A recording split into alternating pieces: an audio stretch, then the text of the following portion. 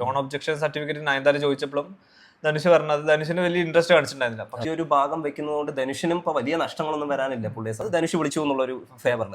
അപ്പൊ അങ്ങനെ ചെയ്യാമെന്നുണ്ടെങ്കിൽ തീർച്ചയായിട്ടും ധനുഷിനും ഇങ്ങനത്തെ ഒരു സ്റ്റാൻഡ് എടുക്കേണ്ട ആവശ്യം ഉണ്ടായിരുന്നില്ല. ഹലോ ഗൈസ്, നമസ്കാരം.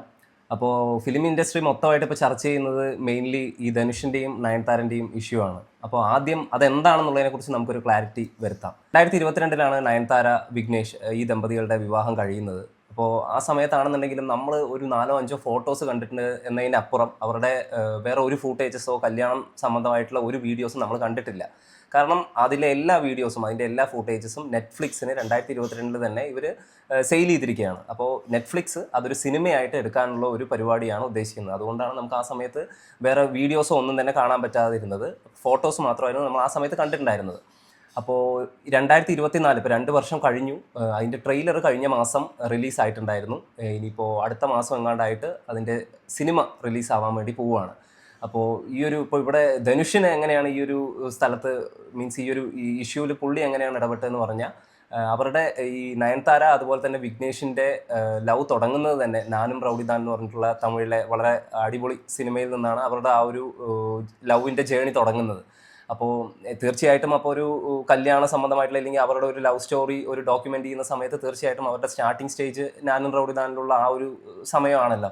അപ്പോൾ അതിൻ്റെ കുറച്ച് ഫൂട്ടേജസ് ആ സിനിമ റിലേറ്റഡ് ആയിട്ട് അതിൻ്റെ BTS പോലെ ബാക്ക് ദ സീൻസ് അങ്ങനത്തെ അത് വെച്ചിട്ടുണ്ട്. അപ്പോൾ ട്രെയിലറിലാണെന്നുണ്ടെങ്കിലും 3 സെക്കൻഡ് അത് ഉണ്ട്, അതിൽ ആ സിനിമേൻ്റെ ആ രംഗങ്ങളുണ്ട്. അപ്പോൾ അത് ഒരു പ്രൊഡ്യൂസർ എന്ന നിലയ്ക്ക് ധനുഷ് അതിലൊരു വിഷയം കണ്ട് ഇനിയിപ്പോൾ അത് പറ്റില്ല എന്നുള്ള രീതിയിൽ അത് എടുത്ത് മാറ്റണം, അങ്ങനെ ഒരു സ്റ്റാൻഡ് പുള്ളി എടുത്തു. അപ്പോൾ അതിൻ്റെ ഭാഗമായിട്ട് നയൻതാര കൗണ്ടർ അറ്റാക്ക് ചെയ്യുന്ന പോലെ ഒരു 3 പേജ് അടങ്ങുന്ന അവരുടെ ഒരു പത്രക്കുറിപ്പ് അവർ സോഷ്യൽ മീഡിയയിൽ പബ്ലിഷ് ചെയ്യുകയുണ്ടായി. അങ്ങനെയാണ് ഇപ്പോൾ നിലവിൽ നടക്കുന്ന ഒരു വിഷയം ഇപ്പോൾ നടന്നുകൊണ്ടിരിക്കുന്നത്. ഇതാണ് സംഭവം. അപ്പോൾ ആകർഷിൻ്റെ ഒരു സ്റ്റാൻഡ് എന്താണ് ഇതിന്? നമ്മളിപ്പോ ബിസിനസ് ആസ്പെക്റ്റിൽ നോക്കുകയാണെന്ന് വെച്ചാൽ ഇപ്പൊ ധനുഷ് ചെയ്തതും റൈറ്റ് ആണ്. കാരണം ധനുഷിന്റെ പ്രൊഡക്ഷനിൽ വരുന്ന സിനിമയാണ് ഈ നാനും റൗഡിദാൻ. അപ്പൊ ധനുഷ് കൊടുത്തത് ഒരു ലീഗൽ നോട്ടീസ് ആയിരുന്നു. ധനുഷ് ഓൾറെഡി വാൺ ചെയ്തിട്ടുണ്ടായിരുന്നു ഇങ്ങനെ പാടില്ല ഇങ്ങനെ പറഞ്ഞിട്ട്. നോൺ ഒബ്ജക്ഷൻ സർട്ടിഫിക്കറ്റ് നയൻതാര ചോദിച്ചപ്പോഴും ധനുഷ് പറഞ്ഞത് ധനുഷിന് വലിയ ഇൻട്രസ്റ്റ് കാണിച്ചിട്ടുണ്ടായിരുന്നില്ല. പക്ഷെ ധനുഷിന്റെ സമ്മതം ഇല്ലാണ്ട് ധനുഷിന്റെ ഫിലിമിലെ ഓരോ രംഗങ്ങള് അത് അവർ ഷൂട്ട് ചെയ്ത് ഈ നെറ്റ്ഫ്ലിക്സ് ഈ ഡോക്യുമെന്ററിൽ വരുന്നുണ്ട്. അപ്പൊ അതെന്താന്ന് വെച്ചാൽ നമ്മളിപ്പോ നമ്മുടെ ഒരു പ്രൊഡക്റ്റ് വേറൊരാൾ നമ്മുടെ അടുത്ത് ചോദിക്കാണ്ട് യൂസ് ചെയ്ത് പറഞ്ഞാൽ നമ്മൾക്ക് എത്ര ഹേർട്ട് ആവണോ അതുപോലെയാണ് ഒരു ബിസിനസ് ആസ്പെക്റ്റിൽ നോക്കുകയാണെങ്കിൽ അങ്ങനെ നമുക്ക് ചിന്തിക്കാൻ പറ്റും. പക്ഷെ ഞാൻ വിചാരിക്കുന്നത് ഇതൊരു ഇൻഡസ്ട്രി അല്ലേ.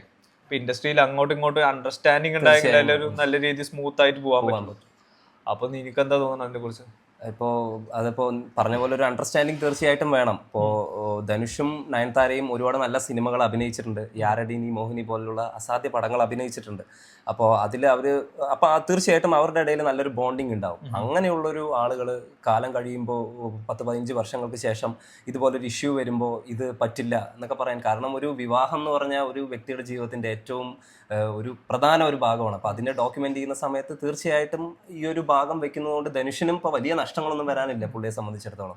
അപ്പോൾ കൊടുക്കായിരുന്നു എന്നുള്ളതാണ്. പിന്നെ അതുപോലെ തന്നെ ഇപ്പോൾ റീസെൻ്റ്ലി നമ്മൾ അറിയാൻ പറ്റിയത് ഈ എതിർനീച്ചൽ സിനിമയിലെ ലോക്കൽ ബോയ്സ് എന്ന് പറഞ്ഞിട്ടുള്ളൊരു പാട്ടിൽ നയൻതാര ധനുഷ് വിളിച്ചു എന്ന് പറഞ്ഞിട്ട് ഫ്രീ ആയിട്ട് തന്നെ വന്ന് ആ ഒരു ഐറ്റം സോങ് പോലുള്ളൊരു അഭിനയിച്ചിട്ട് പോയി ഫ്രീ ആയിട്ട് തന്നെ. അത് ധനുഷ് വിളിച്ചു എന്നുള്ളൊരു ഫേവറിൽ. അപ്പം അങ്ങനെ ചെയ്യാമെന്നുണ്ടെങ്കിൽ തീർച്ചയായിട്ടും ധനുഷിനും ഇങ്ങനത്തെ ഒരു സ്റ്റാൻഡ് എടുക്കേണ്ട ആവശ്യം ഉണ്ടായിരുന്നില്ല. എനിക്ക് തോന്നുന്നു നയൻതാരയുടെ പക്ഷത്താണ് ന്യായം എന്നുള്ളത്. നമുക്ക് ഒരു സ്റ്റോറിയിൽ 2 സൈഡ് എന്താണെന്ന് പറയുന്ന പോലെ നമുക്ക് 2 സൈഡ് ഉണ്ടാവും. നമുക്ക് ഇതിനെ കുറിച്ച് ഡീപ്പായിട്ട് എന്താണെന്ന് അറിയില്ല. നമ്മൾക്ക് ഇപ്പോ സോഷ്യൽ മീഡിയയിൽ ഇപ്പോൾ എല്ലാവരും നോക്കി ഇൻസ്റ്റാഗ്രാം എല്ലാ സോഷ്യൽ മീഡിയയിലും നമുക്ക് ഇതാ കാണാൻ പോകണം. നയൻതാരന്റെ സ്റ്റേറ്റ്മെന്റ്, ആ സ്റ്റേറ്റ്മെന്റിൽ തന്നെ എല്ലാം ഉണ്ട്. ധനുഷിനെ അഡ്രസ് ചെയ്യുന്നത് തന്നെ ഓം നമ ശിവായ എന്ന് പറഞ്ഞിട്ടൊക്കെയാണ് അഡ്രസ് ചെയ്യുന്നത്.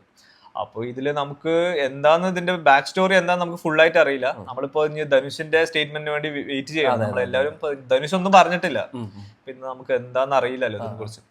അപ്പൊ നമുക്കിത് നമുക്ക് നോക്കി നയൻതാര ഈ സ്റ്റേറ്റ്മെന്റ് തുടങ്ങുന്നത് തന്നെ ധനുഷ് എന്ന് പറഞ്ഞിട്ട് അച്ഛന്റെ പേര് ഏട്ടന്റെ പേര് കോട്ട് ചെയ്തുകൊണ്ടാണ്. അപ്പോൾ ധനുഷ് വന്നത് ഈ പല ആളുകളുടെ പിൻബലത്തിലാണ്. പക്ഷെ ഞാൻ അങ്ങനെയല്ല, മീൻസ് ഒറ്റയ്ക്ക് വഴിവെട്ടി വന്നതാണ് എന്നുള്ളത് പറയാതെ പറയുന്ന ഒരു ലൈനാണ് നയൻതാര പിടിച്ചിരിക്കുന്നത്. സത്യം അതാണ്. പക്ഷേ അപ്പോൾ എന്തായാലും നയൻതാരയ്ക്ക് അത് തീർച്ചയായും ഹേർട്ട് ആയിട്ടുണ്ട്. ഇനിയിപ്പോൾ അതിന്റെ കൂടുതൽ കാര്യങ്ങളൊക്കെ എന്താണെന്നുള്ളത് ധനുഷ് പറയുന്ന സ്റ്റേറ്റ്മെന്റിൽ നിന്ന് നമുക്ക് മനസ്സിലാക്കാൻ പറ്റും. അപ്പോൾ ആകർഷ്, ഞാൻ ഇതിൽ നോക്കി ഇപ്പോൾ എനിക്ക് ഈ ഒരു വിഷയം കൂടെ വന്നപ്പോൾ എന്താ പറയാ, ഈ ശിവകാർത്തികേയന്റെ ഒരു ഇൻസിഡന്റ് ഉണ്ടായിരുന്നു ഒരു 2 മാസം മുന്നേ. പുള്ളി ഇതേപോലെ ഒരു സിനിമ പ്രൊഡ്യൂസ് ചെയ്തിട്ടുണ്ടായിരുന്നു. എന്നിട്ട് അതിന്റെ ഒരു ഇതിന് മാർക്കറ്റിങ്ങിന് വേണ്ടിയിട്ട് അവർ ഒരു പരിപാടി കണ്ടക്ട് ചെയ്യുന്നു. എന്നിട്ട് ആ പരിപാടിയിൽ ഇപ്പോൾ ഇങ്ങനെ ഒരു സിനിമ പ്രൊഡ്യൂസ് ചെയ്തു, പക്ഷേ ഇങ്ങനെ ഇതിലെ ആർട്ടിസ്റ്റുകളെ ഞാനാണ് ഉയർത്തിക്കൊണ്ടുവന്നത് എവിടെയും പോയി പറയില്ല എന്നുള്ളത്. അപ്പം ശിവകാർത്തികേയനെ പോലെ പുള്ളി എന്ന് പറഞ്ഞാൽ ഒരു തമാശ എല്ലാം അങ്ങനെ ഒരു ജോളി അങ്ങനെ പുള്ളി ഇങ്ങനെ വളരെ ഒരു ഇങ്ങനെ ആക്ട് ചെയ്യണമെന്ന് പറഞ്ഞപ്പോൾ എന്ത് പറ്റി? അപ്പൊ ധനുഷിനെ ടാർഗറ്റ് ചെയ്തിട്ടാണ് പറഞ്ഞതെന്നുള്ളത് അപ്പോഴേ നമുക്കറിയായിരുന്നു. അപ്പൊ ഞാൻ വിചാരിച്ചു ശിവകാർത്തികേയനോ വന്ന വഴി മറന്നു, പുള്ളിന്റെ ഗോഡ് ഫാദർ ആണ് ധനുഷ്, എന്നിട്ട് മൂപ്പരനെ തന്നെ ഇങ്ങനെ വിട്ടു പറഞ്ഞു എന്നൊക്കെയാണ് വിചാരിച്ചത്. പക്ഷെ ഇപ്പൊ നയൻതാരന്റെയും ഇങ്ങനത്തെയൊക്കെ ഇൻസിഡന്റ് വരുന്ന സമയത്ത് ധനുഷിന്റെ ഭാഗത്തും ചില തെറ്റുകളുണ്ട് എന്ന് തന്നെയാണ് എനിക്ക് ഇതെല്ലാം കൂടെ കൂട്ടി വായിക്കുമ്പോൾ മനസ്സിലാവുന്നത്. പിന്നെ ആ പോസ്റ്റിൽ തന്നെ കുറെ ആക്ടേഴ്സിന്റെ ലൈക്കുകൾ വന്നിട്ടുണ്ട്. അതിൽ തന്നെ നമുക്ക് മനസ്സിലാക്കാം ചിലപ്പോ ഈ ധനുഷിന്റെ നമുക്ക് അറിയില്ല, പക്ഷെ ഈ ഇൻസിഡന്റ് നേരത്തെ ഉണ്ടായത് കൊണ്ടാണല്ലോ ഇത്ര പേര് ഇപ്പോ ആർട്ടിസ്റ്റുകൾ മുന്നോട്ട് വന്ന് പറയുന്നത്. ഇപ്പൊ ഇത്രയും വലിയൊരു സ്റ്റേറ്റ്മെന്റ് ഒന്നും കാണാണ്ട് നയൻതാര ഇറക്കില്ല. അപ്പോ ഇതിന് വിഘ്നേഷും ഇതിനെതിരെ ഒരു പോസ്റ്റ് ഇട്ടിട്ടുണ്ടായിരുന്നു. ലൈക്ക് ധനുഷിന്റെ ഏതൊരു വീഡിയോ പേസ്റ്റ് ചെയ്തിട്ടൊരു വീഡിയോ ആയിരുന്നത്. അപ്പൊ നമുക്കിത് എന്താന്ന് അറിയില്ല. വരും ദിവസങ്ങളിൽ കാര്യങ്ങൾ കൂടുതൽ ഒരു ക്ലാരിറ്റി വരുന്നുണ്ടാവും അല്ലേ? ശരിയാണ്. അപ്പോൾ എന്തായാലും നിങ്ങളുടെ ഒപ്പീനിയൻ എന്താണെന്നുള്ളത് തീർച്ചയായിട്ടും കമന്റ് സെക്ഷനിലൂടെ രേഖപ്പെടുത്തൂ. അപ്പോൾ ഇതുപോലുള്ള വീഡിയോസിനായിട്ട് മറക്കാതെ നമ്മളുടെ ചാനൽ കൂടെ ഒന്ന് സബ്സ്ക്രൈബ് ചെയ്യണമെന്ന് ഓർമ്മിപ്പിച്ചുകൊണ്ട് വാക്കുകൾ അവസാനിപ്പിക്കുന്നു. നന്ദി, നമസ്കാരം.